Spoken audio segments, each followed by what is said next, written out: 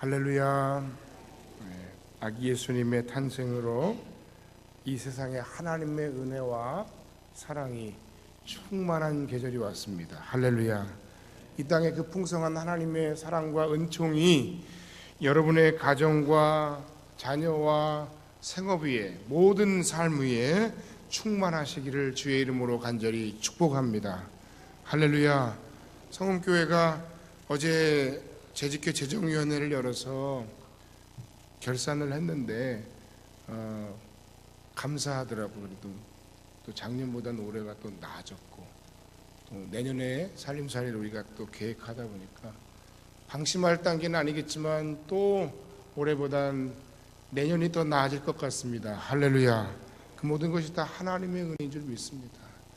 여러분, 모쪼록 성탄절이 불과 4일 앞으로 다가왔는데 이번 성탄절에 하나님 앞에 기도하고 계획하는 모든 것들이 주의 은혜 안에 잘 응답되고 믿음으로 소망하는 모든 것들이 풍성하게 열매 맺는 복된 응답의 성탄절이 되시길 다시 한번 주의 이름으로 축복합니다.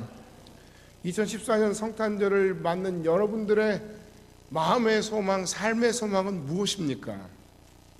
저에게는 이 성탄절에 바라는 목사로서 두 가지 소망이 있습니다.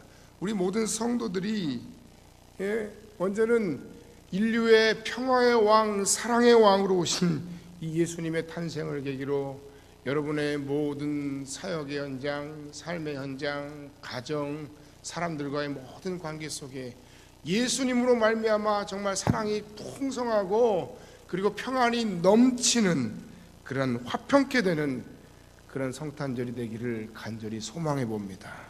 또 한 가지는 이번 성탄절에는 우리 모든 성원 가족 모두가 한 사람도 빠짐없이 다 참되신 하나님이신 예수 그리스도를, 아기 예수를 인격적으로 만나고 그분을 올바르게 신앙 고백하는 그런 2014년 성탄절이 되기를 간절히 소망합니다.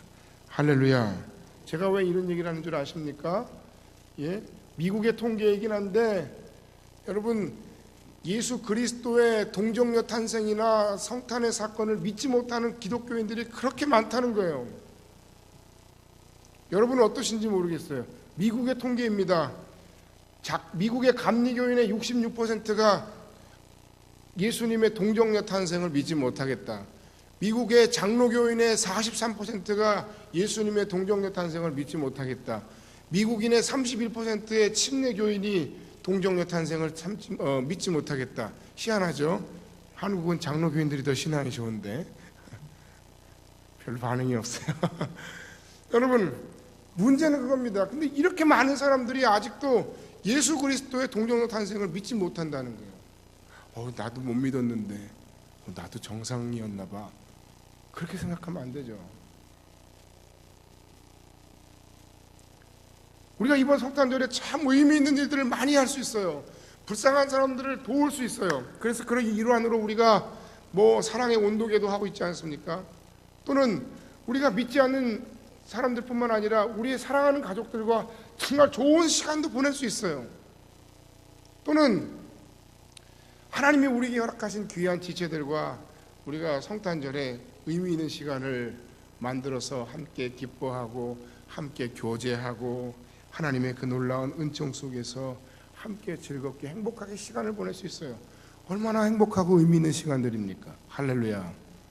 또는 여러분이 동방박사처럼 황금과 유약과 모략을 드렸던 그들처럼 아기 예수께 경배하는 마음으로 정말 그 성탄절 예배를 정성껏 잘 준비할 수 있어요. 얼마나 귀한 일입니까? 그런데 여러분, 이 두 가지가 앞뒤가 뗄래야 뗄 수 없는 관계이긴 합니다만, 우리가 아무리 좋은 일을 하고 우리가 아무리 불쌍한 사람들을 듣고 우리가 아무리 예수 안에서 서로 행복한 시간과 교제를 나눠도 제가 두 번째 소망으로 말씀드렸던 아기 예수님을 인격적으로 우리가 만나고 그분에 대한 참된 신앙의 고백을 우리가 고백하지 못한다면 이게 무슨 의미가 있겠어요? 성원교회는 그런 분들이 한 분도 없는 줄 믿고 또 한국교회는 그 정도는 아닌 줄 압니다만, 그러나 어쩌면 아직 믿음이 없어서 혹은 많이 오랜 시간 동안 신앙생활을 했음에도 불구하고 이 성탄의 의미와 이 성탄의 어떤 우리가 하나님 앞에 고백해야 할 바른 신앙의 고백을 하지 못하는 분들이 있다는 거예요. 그 참된 신앙의 고백이 먼저예요. 그 신앙의 고백을 우리가 가슴 깊이 새기고 그 고백으로서 우리가 교제도 하고 그 고백 가운데 우리가 예수의 사랑으로 그들에게 나아가고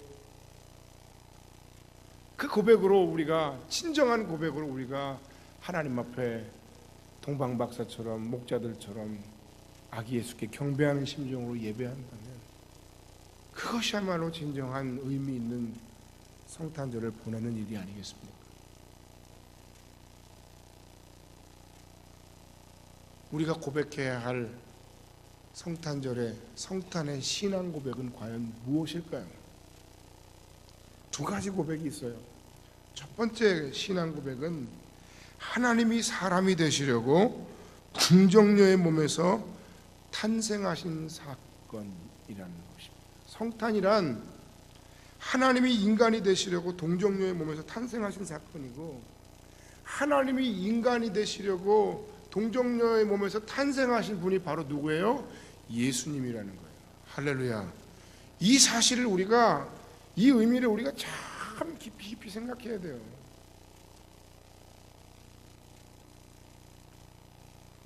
여기에는 그 하나님의 능치 못하심이 없는 전능하심이 들어있어요. 먼저.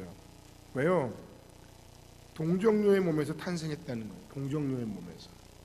여러분, 이게 말이 돼요? 오늘 본문에도 나와 있지만 갑자기 마리아가 그 약혼한 요셉에게 가서 이렇게 얘기를 하는 겁니다. 자기, 나 믿지? 믿지? 그런데 어저께 밤에 갑자기 천사가 나타나서 내게 이런 말을 했어. 뭐라고요? 뭐라 그랬는데? 하나님의 성령이 네 몸을 덮어서 내가 아들을 잉태할 것이라는 거야. 그리고 그분이 세상을 구원할 구원자시래.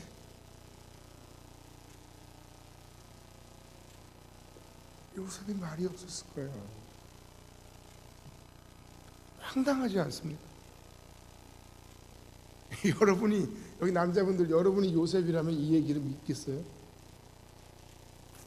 오늘날 기준으로 얘기하면 딱 뭐예요? 과대망상. 과대망상. 그래서 오늘 성경에 보니까 이를 가만히 끊고자 했다는 거예요. 이 부분을 가만히 끊고자 했다. 이게 요셉이 그래도 좋은 사람이라서 드러내지 않고 조용히 그냥 끊으려고 했대요. 여러분들 같으면 난리 났겠지. 예? 아마 나도 난리 났을 것 같은데. 그런데 그 다행히 마리아에게 나타났던 그 천사가 요셉에게도 나타나서 오늘 본문에 보니까 내 아내 마리아 데려오기를 두려워하지 말라 하고 체험하고 믿게 됐어요. 그래서 결국 그 믿음으로써 이 마리아를 자신의 아내로 맞아서 데리고 왔다는 거예요. 오늘 성경의 내용이에요. 여러분, 오늘 이 시대에 이 하나님이 인간이 되어 오셨고, 그 과정에서 하나님이 인간의 몸을 입고 오시는 그 과정에서 남자를 알지 못하는 동정녀의 몸에서 예수가 탄생했다는 그 사건은 정말 믿기 어려운 사건이에요. 그러니까 그들 역시 66%, 43%, 31%의 각각의 미국의 교인들이 나는 그 사실은 못 믿겠다, 그렇게 얘기했다는 거 아니에요. 그러나 여러분, 성경에는 이와 같은 수많은 너무나도 초자연적인 그 출산들이 많이 있어요. 아브라함의 아들 이삭에게도 마찬가지죠. 그가 100세의 아들을 얻었는데 로마서 4장에 의하면 뭐라 그랬어요? 아브라함이 아내인 사라의 태에 죽은 것을 알고도 하나님이 없는 것을 있는 것 같이 하시고 죽은 자를 살리신 하나님으로 믿었기 때문에 그를 믿음의 조상이라고 얘기한다는 거예요. 그의 믿음을 의로 여기셨느니라.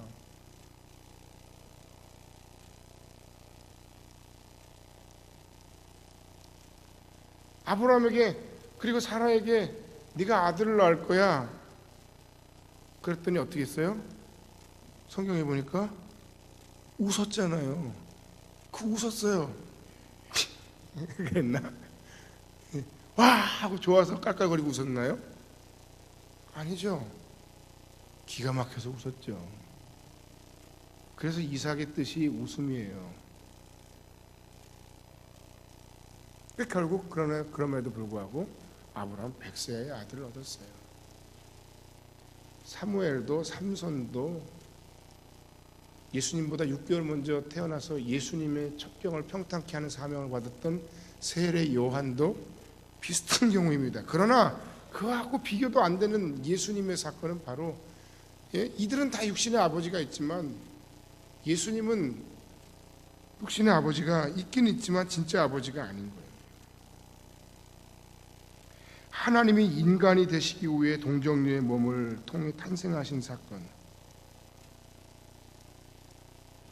그 사건, 그 전능하신 하나님, 그 창조주 하나님으로 말미암은 그 사건, 그것이 바로 성탄입니다.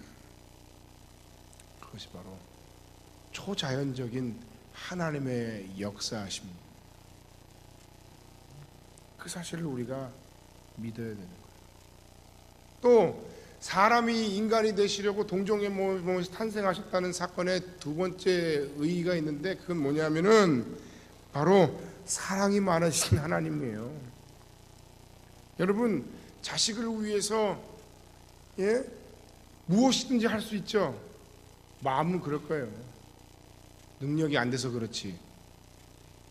아버지 어머니 되시는 분들이 내 자녀를 위해서 나는 정말 뭐든지 하고 싶어, 뭐든지 할 거야 하는데 안 되죠. 그건 우리 한계고요. 그것이 바로 누구의 마음이에요? 우리를 죄에서 구원하시기 위한 하나님 아버지의 마음이에요. 아유 저것들을 그냥 놔두면 안 되는데, 조금 이따 설명하겠지만, 그래서 그 하나님이 인간이 되어 오셔서 인간의 몸으로 입고 오시도록 그 불가능한 상황을 가능하게 하신 부분이 바로 하나님의 사랑이에요. 동시에 예수께서 자신을 낮추시고 인간이 되어 오셨다는 거예요. 하나님이 인간이 되어 오셨다. 여러분 얼마나 놀랍습니까? 여러분 얼마나 우리가 우리 삶 속에서 나의 그 알량한 자존심 때문에 사람들과 싸우고 사람들과 다투고 상처 내고 핥히고 상처 받고 그리고 싸우고, 얼마나 우리가 하나님의 일을 감당한다고 하면서 하나님의 영광을 가립니까? 내가 하는 그 일을 조금 더 폼나게 해보려고, 내가 하는 그 일이 조금 더 좋아 보이게 하려고 우리가 얼마나 우리가 갈등하고 싸웁니까? 결국은 나를 드러내기 위함입니까? 아니면 내 자존심 때문입니까? 어찌됐건.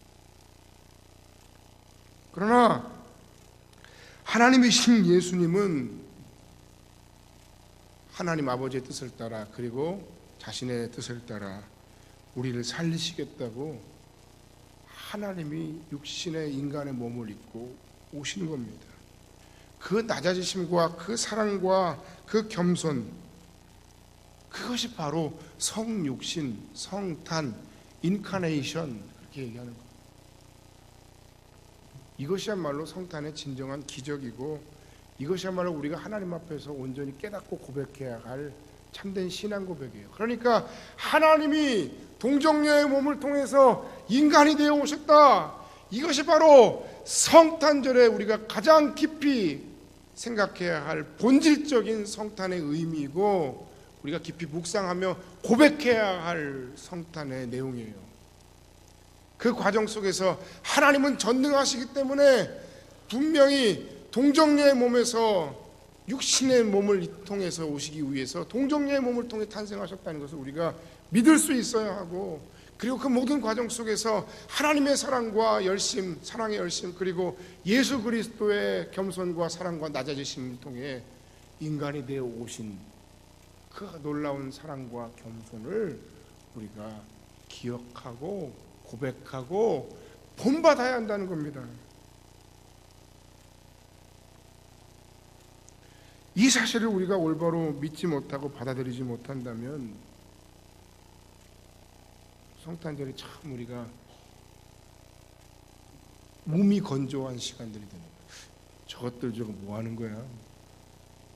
믿지 않는 사람들이 우리를 바라보면서 그럴 거 아니에요. 쟤들은 저 지금 뭐 하는 거냐? 지금 뭐 참 한심하다 그렇게 얘기할 수도 있어요. 그러나 이 성탄절의 이 놀라운 하나님의 역사하심의 사건을 우리가 정말 믿음으로 받아들이는 순간 이 성탄의 사건이야말로 우리의 삶에 가장 의미 있는 날이요, 가장 의미 있는 사건 중에 하나라는 거예요.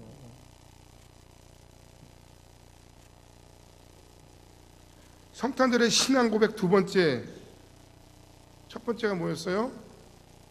하나님이 사람이 되시려고 동정녀의 몸을 통해 탄생하신 사건이 첫 번째 신앙 고백이라면, 두 번째 신앙 고백은 뭐냐면 예수께서 이렇게 동정녀의 몸을 빌어서 인간의 몸으로 인간으로 오신 이유는 우리를 죄와 그 영향력에서 구원하시기 위함입니다. 할렐루야. 이것이 바로 우리가 이 성탄절에 고백해야 할 두 번째 신앙 고백이에요. 여러분, 이 세상에 얼마나 흉악한 일들이 많습니까? 이 세상에 얼마나 말도 안 되는 일들이 많습니까? 이 세상에 얼마나 가슴 아픈 일들이 많습니까? 하나님이 과연 그렇게 하신 걸까요? 세계 곳곳에서 기아로, 세계 곳곳에서 전쟁의 상처로, 세계 곳곳에서 종교의 이름으로 얼마나 많은 사람들이, 세계 곳곳에서 정치와 경제의 권력으로 얼마나 많은 사람들을 희생하고 짓밟고 아프게 하고 가슴 아프게 합니다. 우리가 상상하는 것 그 이상이에요. 우리나라는 정말 그래도 좋은 나라예요. 제가 보면 그 전에 비하면. 예?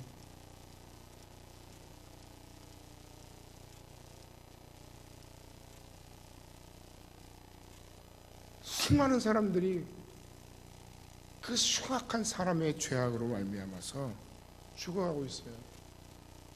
한 구석에서는 그것을 어떻게 살려보겠다고 뭐 세큘러 휴머니즘이든 아니면 이 예수 그리스도 안에서의 진정한 사랑의 정신으로든 정말 휴머니즘이 정말 발휘되기도 하지만, 반대로 그 휴머니즘이 우리의 사는 생활과 삶 속에서 이 지구상에서 정말 부각이 되고 정말 우리에게 감동을 주는 이유는 뭘까요? 진짜 이유는 뭘까요?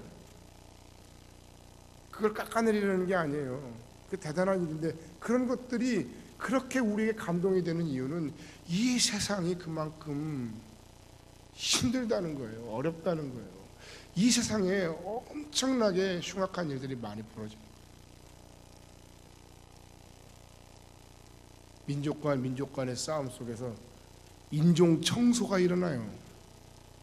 우리 옛날에 뭐 2차 세계대전 때 뭐 독일만 했다고, 요새도 일어나요. 그런 일들이 지금 자행되고 있어요. 그 원인이 뭘까요? 그것이 바로 우리의 죄예요. 죄성이에요. 여러분, 우리가 스스로 한번 고백해 봅시다. 여기 앉아있는 어느 누구도 이 죄의 영향력 아래서 자유롭지 못해.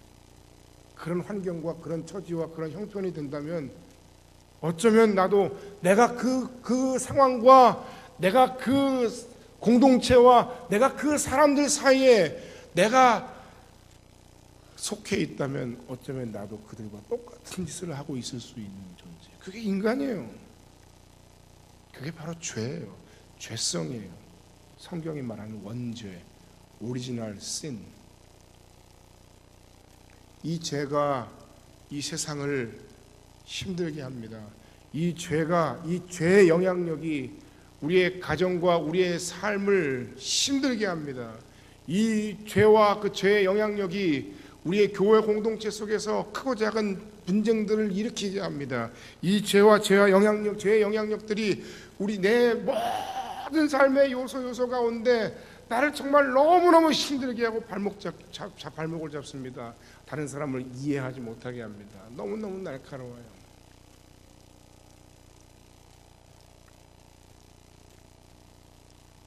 그리고 성경에서 말씀하시기를 이 죄의 결론은, 구원받지 않는 죄의 결론은 죄의 삭은 사망이다.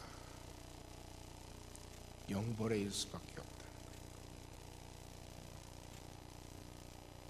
이런 죄를 위해서, 이런 죄 가운데, 이 죄의 영향력 속에서 우리를 건지시고 구원하시려고 오신 분이 예수님이신데, 그러면 예수님이 왜 동정녀의 몸에서 탄생하셔야 했는가 하는 이유가 거기 나와요.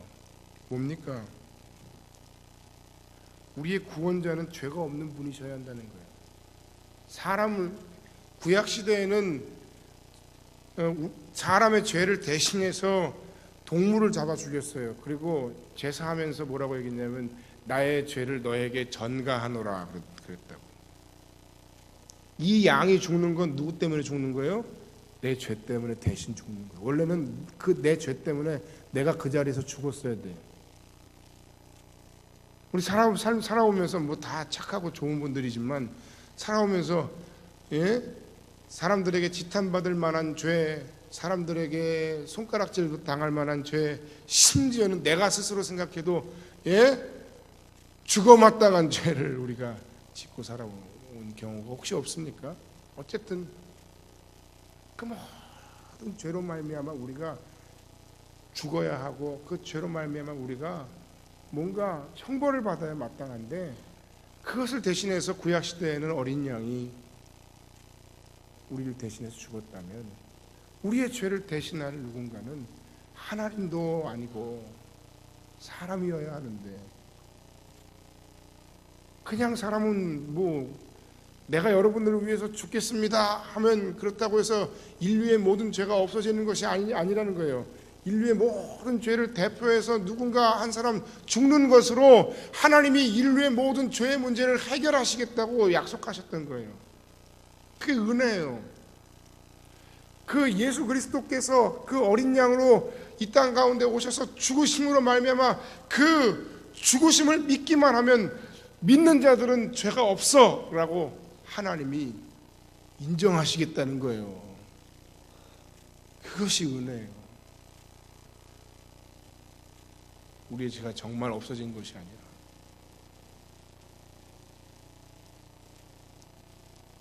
나를 위해서 인간의 대표로 죽으시는 그 예수님을 믿으면 내가 너희의 죄를 사하노라 하고 하나님이 선포하신 거예요. 사면령이에요. 일종의 은혜예요. 그걸 우리는 믿기만 하면 되는데 우리는 못 믿죠. 그런데 그 과정에서 우리를 위해 죽으시는 예수는 어떤 분이셔야 하느냐? 인간이셔야 하고, 그런데 죄는 없으셔야 해요. 그게 바로 우리의 구원자의 조건이에요. 하나님이 말씀하신 그 은혜를 우리에게 힘있게 하기 위한 그 구원의 조건이 바로 죄 없으신 인간이에요. 죄가 어떻게 없습니까? 사람인데. 하나님이 그래서 사람의 몸을 입고 오신 거예요. 그 하나님은 참 하나님이시면서 동시에 참 인간이 되신다는 겁니다. 여러분, 오늘 이 말씀을 우리가 어렵게만 들을 것이 아니라 우리를 위해 우리를 구원하시려고 사람이 되어 오신 예수님, 그분을 온전히 우리가 믿음으로 고백하고 영접하는 여러분들 되시길 바랍니다. 그러면 그 믿음의 고백을 인하여 우리의 죄가 사해진다는 겁니다. 그게 하나님의 약속이에요.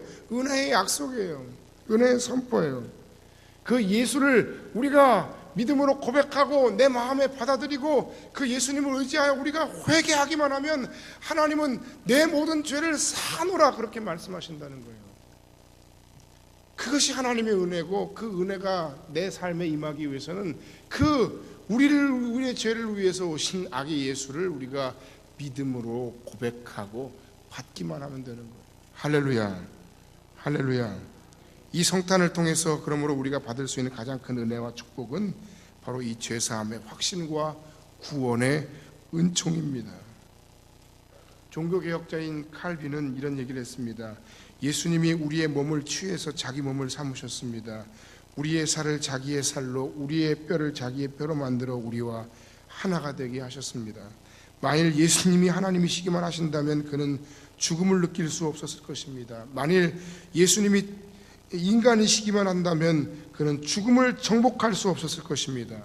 그러므로 예수님은 참 하나님이시며 참 인간으로 이 땅에 오셨습니다. 죄를 대속하는 사람으로서 자기를 죽이고 죽음에 내어주셨고 죽음과 싸워 승리하는 그 하나님의 권세를 또한 사용하셨습니다. 이사야 53장의 고백처럼 예수님이 이 땅에 오신 이유는 바로 나의 죄악과 나의 상함을 대신당하려고 오시는 겁니다. 우리의 평화를 위해, 징계를 받기 위해 오시는 겁니다. 이유 없이 반목하고, 이유 없이 싸우고, 이유 없이 투쟁하고, 이유 없이 미워하고, 이유 없이 누군가를 짓밟는 우리들을 평화하게 하시려고 이 땅에 오시는 겁니다. 우리 죄를 사하고 구원하시기 위하여 하나님이신 그분이 사람이 되어 오시는 겁니다. 그것이 바로 뭐예요? 성탄절이에요. 여러분, 이 성탄의 놀라운 은총이 여러분의 인생과 삶에 충만하시길 바랍니다. 고통당하고 가난하고 죄 많은 사람들을 사랑하시고 그들과 함께 하시고 그들의 마음을 싸매주시고 그들의 상처를 어루만져 주시고 그들의 모든 문제를 해결하러 오신 그 성탄의 은총이 여러분에게 있기를 주의 이름으로 간절히 축복합니다. 어떻게 하면 됩니까? 하나님이 사람이 되시려고 동정녀의 몸을 입고 오셨으며 그 사건을 통해 우리를 구원하시기 위하여 그를 믿기만 하면 구원받는 은총을 허락하시기 위해 오셨다는 이 놀라운 성탄의 신앙 고백을 여러분의 마음으로, 여러분의 입술로 간증하고 고백하고 그 확신으로 고통당하고 가난하고 죄 많은 사람들을 사랑하시고 그들을 싸매주시고 상처를 어루만져 주시고 모든 문제를 해결해 주신 그 임마누엘 하나님의 예수 그리스도의 놀라우신 은총과 축복을 여러분의 삶 가운데 다 받아 누리시기를 주의 이름으로 간절히 축원합니다. 하나님은 창조주세요. 세상을 만드셨는데 하나님이 동정녀의 몸을 통해 이 땅에 오셨다는 그 동정녀 탄생, 우리를 위해 오신다는 그 사건을 우리가 믿지 못합니까? 티나무니를 만들면서 참 요새 그런 생각을 해요. 야, 참 좋은 일 하기도 어렵다. 우리가 뭐 그 비영리 사단법인을 통해서 돈을 벌겠다는 것도 아닌데 얼마나 까다로운지 몰라요. 하나님이 우리를 구원하시겠다고 자기 아들을 이 땅에 내어주시면서 야, 너희들 이 사실을 믿기만 하면 구원받아 하는데 얼마나 까다로운지 몰라요. 사람들이 안 믿는 거예요. 믿기 어렵다는 거예요. 안 믿어지죠? 그러나 하나님은 창조주세요. 그리고 아까 여러분이 고백했던 것처럼 아버지는 자식을 위해 뭐든지 다 해주고 싶어요.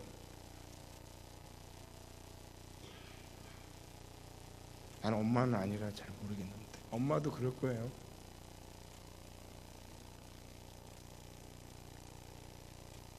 만군의 여호와의 사랑의 열심히 이를 이루시리라. 이사야서 9장의 말씀처럼 하나님의 그 사랑의 열심이 이런 놀라운 성탄의 사건을 만들어냈습니다.